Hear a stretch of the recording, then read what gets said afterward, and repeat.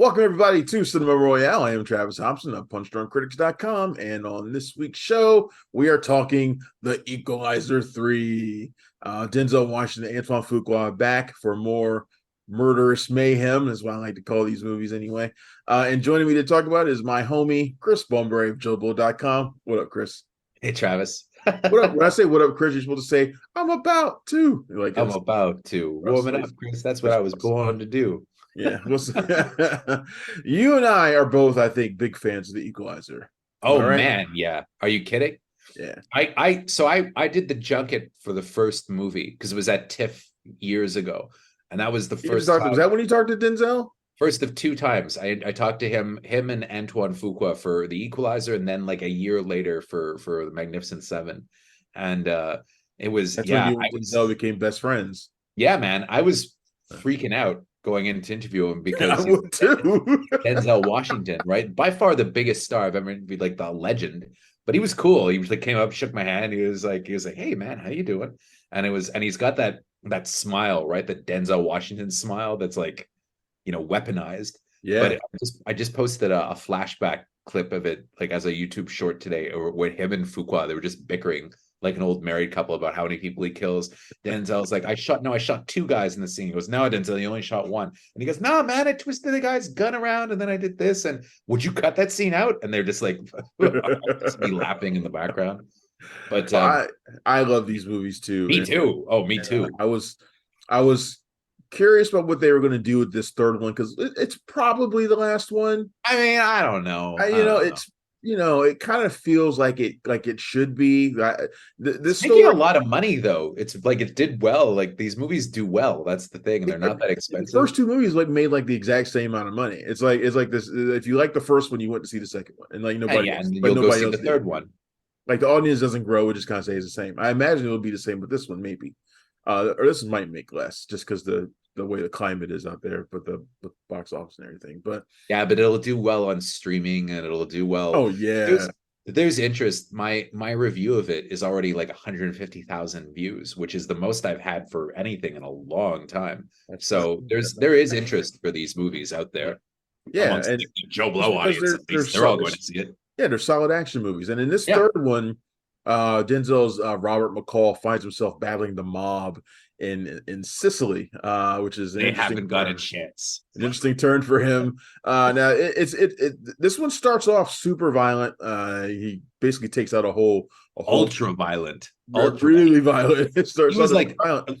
He's like Jason in it. He's like a slasher almost. Like I feel like he could go up against. There's one particular scene where he does come across like a slasher movie villain at one point. He could go up against like Freddy or Jason, and his kill counts are on probably more than theirs at this point. Like, and he's as creative with the violence as they are. Okay, but that said, though, in the early going, he almost gets Omar Littled, and he gets shot by a little kid. Yeah, mercy. When he lets his guard down and he's injured, and it sets the stage for him to go to this small village in Italy. Get away from that. Did you notice though in that first scene though he like tries to kill himself, but his gun is empty? To me, that was a crazy scene, and then the rest. I mean, this movie is I guess in my review has a real Lion in Winter sort of feel to it. He's older, he's injured. You don't know if he's still got it to be able to do what he's doing, which is literally taking on what should be his most dangerous opponent, which is the mafia, right? I always kind of feel though in these movies that like he's fine, he knows what he's doing. But this movie, what I like about this movie is that it's super violent. I think it's the least violent of them all, like in terms of like sheer quantity of violence. I think in terms of quantity, it's probably the least violent, but I think when he does kill, the gore is the heaviest. Yeah, that's true. But like in terms of quantity, I think it's the least because this one really focuses on him. Mm-hmm. And he's this man with this violent past trying to get redemption for all the things he's done by helping others. And the central question of the movie, other than the mystery surrounding Dakota Fanning's character, is, what does a guy like this do when he finally finds a place that gives him peace? Yeah. And that's what the crux of this story is. So a lot of the movie is him kind of discovering this place, befriending the people, getting embedded within this place that he's come to love. And I found myself really liking that story. Me too. But it's one of those stories And this is one of those movies where you have to be invested in the Robert McCall character from the beginning. I mean, Like, that's the thing about Denzel Washington, though. I mean, you can't help but get invested, right? Like, and it's that's where an actor of his stature comes in. I said the same thing to Fuqua, because the thing is, you can tell he likes the people. He's got that great smile, and everybody likes he's him. very personable for a guy who murders everybody. Well, and then there's also like there's this great, probably my favorite part of the movie is when like the guys are terrorizing the town, and he kind of comes in like to give himself up, and then they're like screaming for him not to do it. Like the guy's screaming his name, Yeah. and the priest tries to stop him, and it's like, I think that really kind of drives home the fact that, the town, they really like love him. But it's like a Western. It's like a Randolph Scott Oh Western yeah. from the 50s. Like one of the, where he's like kind of this peaceful man, but his violence is so good, it's almost beyond him at this point. Like he's almost like he even kind of says in the movie, like he's been imbued with this gift by like God or something like that, where he is, this literally an angel of vengeance. There's nothing that he can do to kind of outrun it. He's been put in this place specifically for that reason, he believes. Right. But he's also like a really like genuinely good person. Like that's the equalizer, though. Just That's like the this series. He could be just this cold, heartless killer and still be seeking redemption, but somebody who stays away from people. But he's not that. He's very personable, approachable. People talk to him all the time. A lot of the movie is him just sitting there drinking coffee, at the little cafe, which I loved, and I love because that that's too. what the show was like. That's what the '80s show was like. He was the same way. He was a personable guy who really liked people, and it was not every episode was him killing people. Sometimes he would, save like a woman from an abusive husband, or the thing I like about this movie is when you find out why he was in Italy in the first place. The reason, it's like the chef's kiss, right? It's so perfect for that character, especially if you're somebody who, like I said, is invested in this character and has been following these movies from the beginning. It's a nice little like you said, a nice little chef's kiss, like this, like a reward for you for being invested all this time. That's what he would. It's you buy it. You like, yeah, he would do that. That's why he would be there. It makes sense, and it's the same way in the second movie. He's on the train. He saves the girl. And it's this guy will go to the end of the earth and take on overwhelming odds if he's gonna. And for something just as simple as, oh, he seemed like he needed help or something like that. They were in his Uber, they were in his Lyft. He's a Lyft driver, right? And then he was all of a sudden he was talking to him. And I really liked in the second movie how they had him do little things on the side that weren't necessarily violent, like when he reunites the Holocaust survivor with his sister, at the end of the movie. And that had nothing to do with violence. That was just him being a good person, and having access to information. Same thing, training the guy in the first movie to be a security officer. He's just that's the kind of person he is. He just wants to make people's lives better. And also, you have the idea in all the movies that he was married to this woman that he had a great relationship with, and that she died, and that he's kind of trying to, honor her memory. That's why I said to Fuqua that, like, I'd love to see a prequel where you see a younger McCall in like the 90s meeting his wife and kind of evolving from this killer. Yeah. And I told him I thought John David would be perfect for the role. Hey, what's that guy doing? Who's he? They're bookending the month though, with like Denzel, the Equalizer, and then the Creator at the end of the month. Yep. Eventually, they got to do a movie together, right? Like, they kind of have to at some point. I feel like he's avoiding it though. Like they're both kind of avoiding it, and I kind of get why, and I kind of respect it to some extent. I think they want to avoid it while John David is kind of getting his feet wet. But now I think he's established enough that they could do it, right? Yeah, for sure. But in a movie that was like written and directed by Denzel, right? Yeah. In the next like Fences to the Revenge or something, or August Wilson's next another play. I mean, yeah, maybe. But it's just, that is the thing about the role. That's the thing about the movies. I was always kind of bristling when I was reading reviews of the movies where they're like, oh, too much time is spent with him, talking to people and doing good. Like, that's the movie though. That's the show. That's the character. That's the movie. That's why it's good. Aspect of it. But like I said, you have to be invested. And these movies have, while they've done well, generally mixed reviews probably from a lot of critics, for these movies, because they are really, really violent and stuff like that. But I mean, to me, they've always been more than that. And this one to me was more than that, like compared to all of them, like probably the most. What do you think about the return of the reunion of him and Dakota Fanning. She plays a CIA analyst who he helps in the movie, and like we said, there's a bit of a connection there. Yeah, there's a big mystery throughout the movie. I liked it a lot because, I mean, I'm great chemistry, don't they? I've always believed that Man on Fire is, one of, I wouldn't say his best movie, but like it's up there with the best movies, like that and Malcolm X, and like, that's as far as like an action movie goes, that one's hard to beat. I just rewatched it again not long ago, and it's like a perfect film. And I always thought that was one of his best performances, and I thought his chemistry with her was amazing. Yeah, I think they still have that really great chemistry, and it kind of plays on that relationship. It's kind of a father-daughter kind of thing, like a little bit, and also the revelation involving her, I thought was perfect at the end too, which it completely pays off to the character of who McCall is and what kind of person he is. It completely is in line with that, where you can tell that like Fuqua Washington and the writer Richard Wenk were obviously thinking about this from the beginning. How do we bring all this together in a way that makes sense to the character? Yeah. Is this the worst bad guy he had to face though?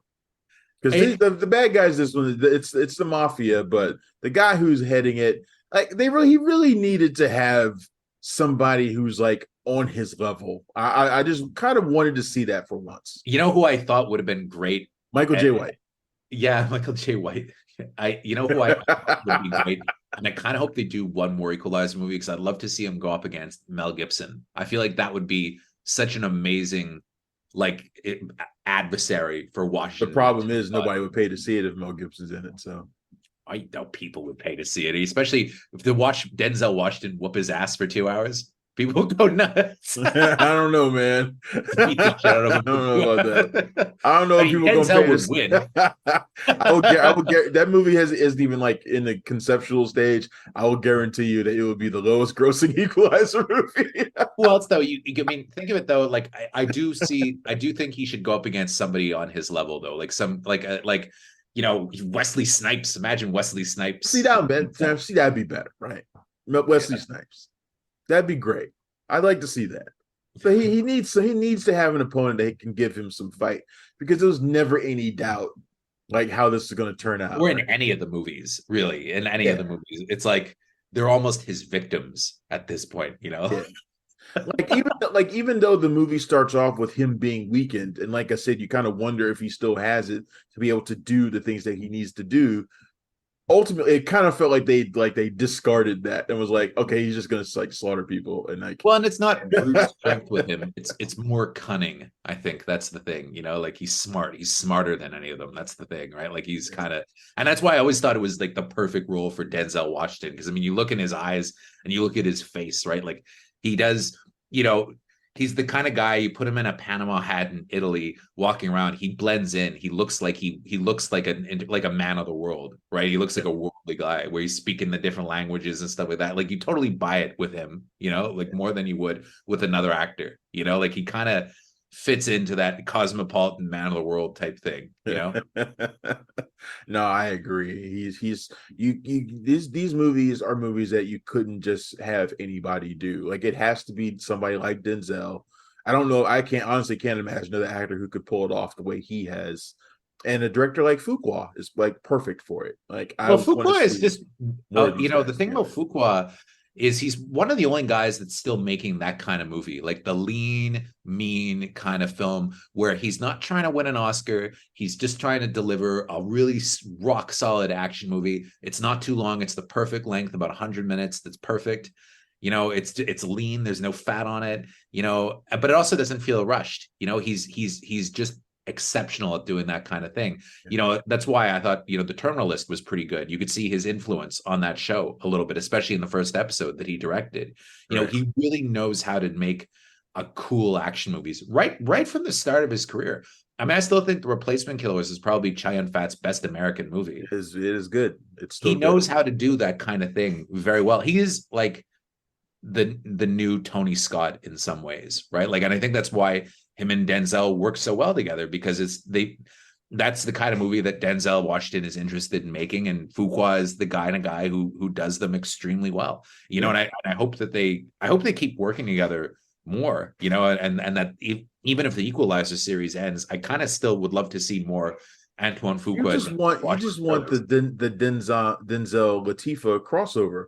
That's what you just want to keep doing it until you can get that. I feel like they're not thrilled about that show being on, though. Like, that's kind of the attitude I get from that, because they're not producers on it. Like, I think I don't know if they're actually really happy with like having a competitor, but I feel like the audience for that is different than the audience for the movie. That's probably true. All right, so I think we both highly recommend Equalizer 3. It's in theaters now. I was actually thinking about going to see it again, to be honest. Like,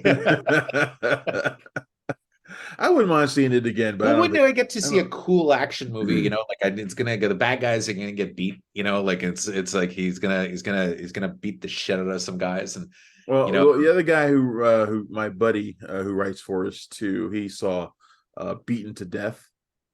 That movie. Is that the new? Is that a Michael J. White movie? No, that's Outlaw Johnny Black. I got it. I might interview you for that. Beaten to Death is that like super violent, like Australian horror movie. It's just like basically a guy just gets tortured for however long the movie is. It's super violent. He gave it a really good review. I want to go. Who's in it? Who's in that one? Nobody famous at all. So I was going to maybe interview Michael J. White for Outlaw Johnny Black.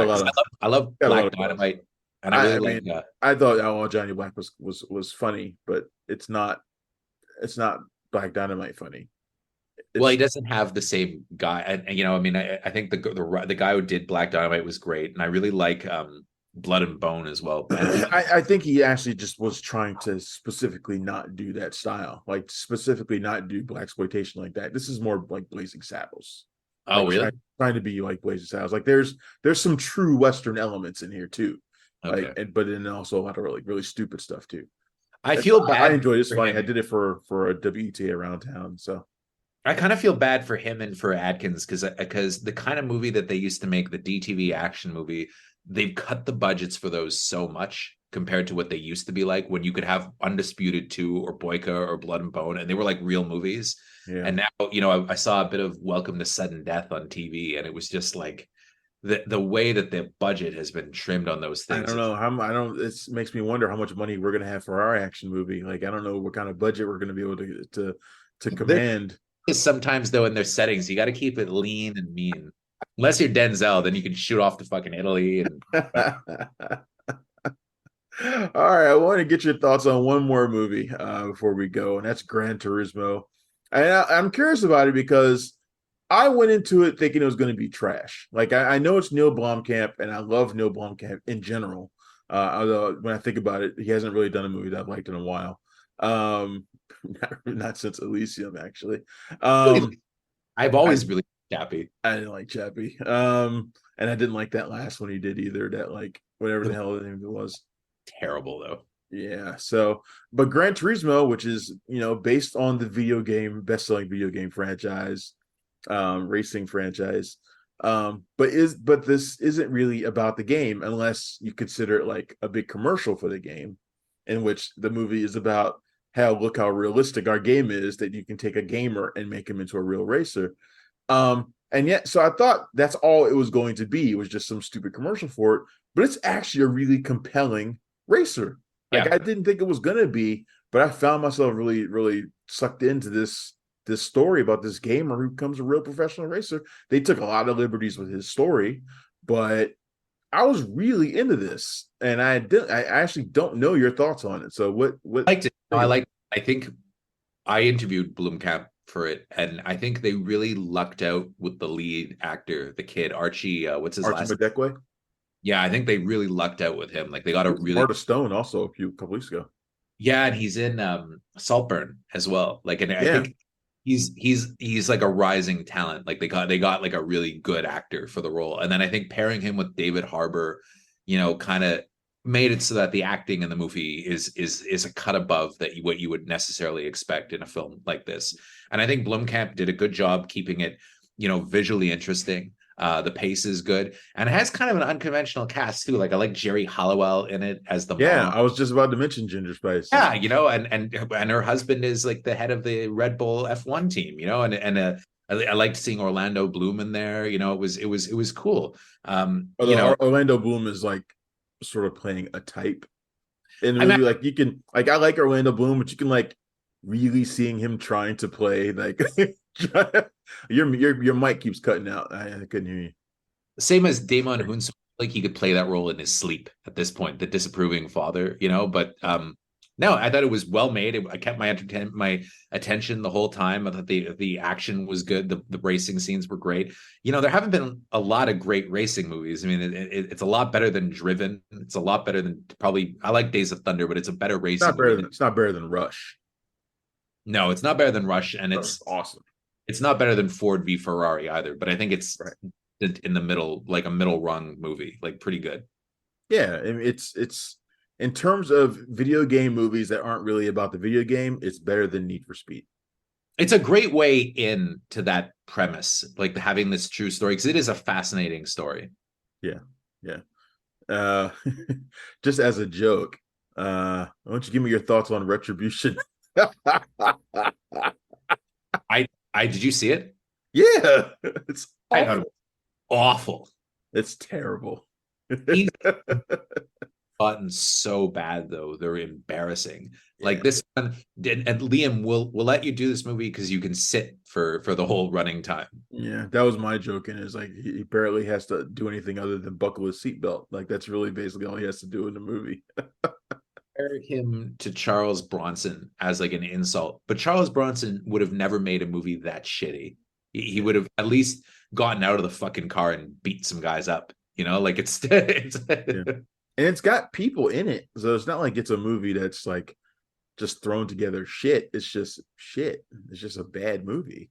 I feel like Neeson just could give less of a shit. Oh no, he did not care.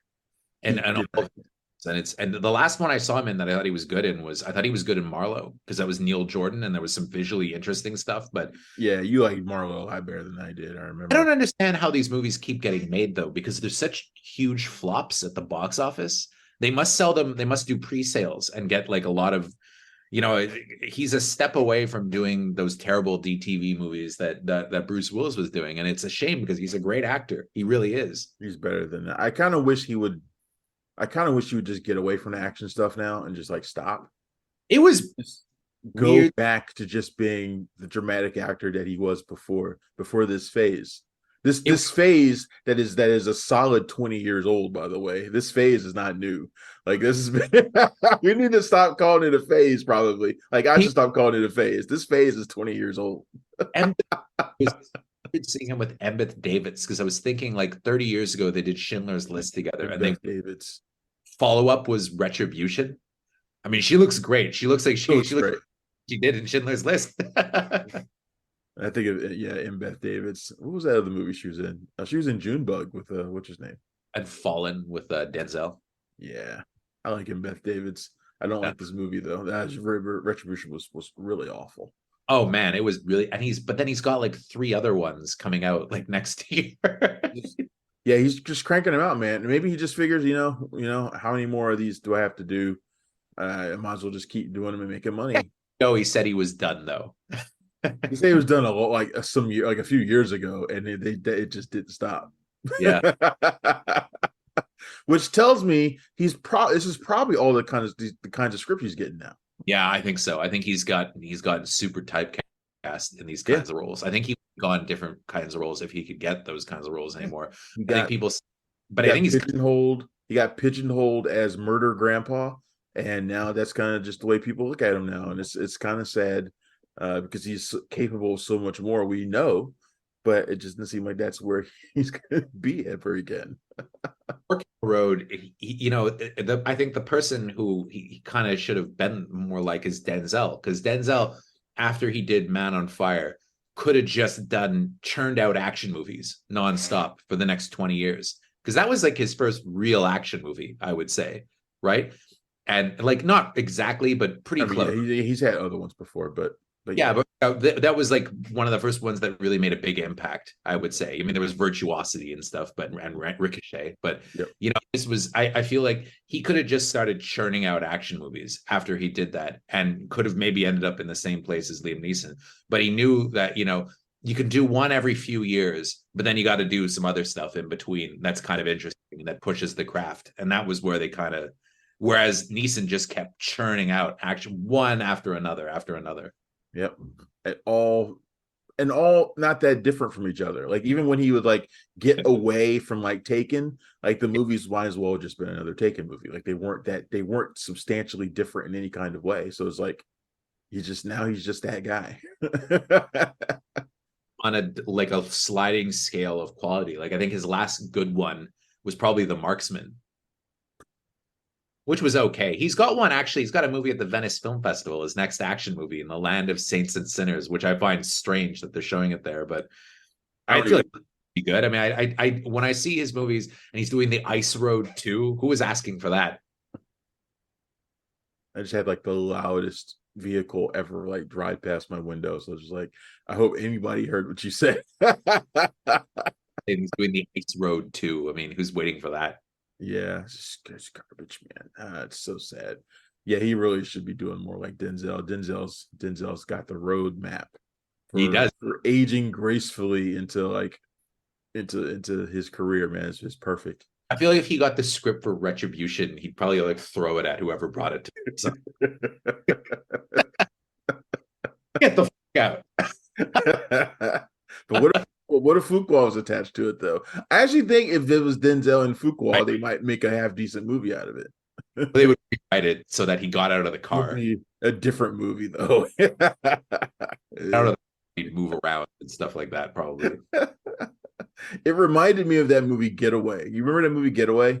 Ethan Hawke, sure, it's Selena Gomez. Ethan Hawke and Selena Gomez. Everything reminds me of that movie, though. I hate that movie to death. But like that involves cars reminds me of Getaway because I'll never forget that screening, sitting there watching that movie, like, what the fuck am I watching?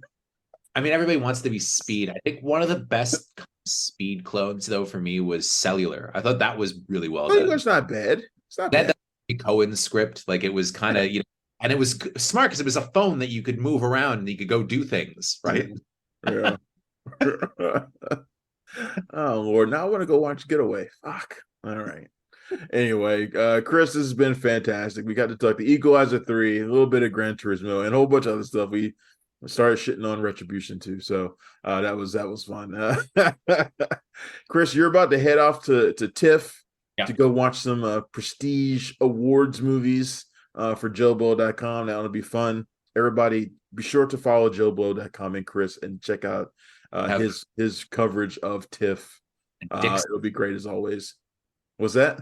My review of Dix the Musical. I actually want to see that. I'm gonna go see it, of course. You need a new mic, my friend. Your mic keeps cutting out. It's just zero. Well, your voice keeps cutting out. So I think it's my internet has gotten weird the last few days because there's a lot of construction happening outside. I'm not sure what's going on. Shitty Canadian internet. Yeah, it is. Oh man, it's gonna be. I'll have to get used to it when I move up there. Anyway, all right. Thanks everybody for tuning in to Cinema Royale. I'm Travis Hobson of Punch Drunk Critics. You can find me every single day at punchdrunkcritics.com. And thank you for tuning in. I will see you next time. Bye. Thanks for checking out the show. If you like what we're laying down, please subscribe to our channel and click the bell to receive notifications for all of our latest stuff.